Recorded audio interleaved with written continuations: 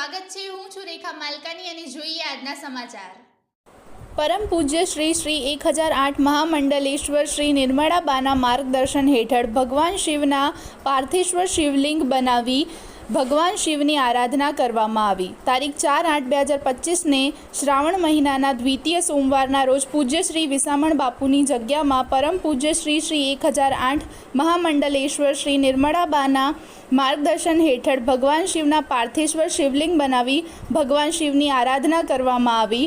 પૂજ્ય ગાયત્રી બા સાથે સૌ શ્રી વિહળ શક્તિ ગ્રુપના બહેનો મળી કુલ 201 બહેનોએ પાર્થિવ શિવલિંગ બનાવ્યા હતા।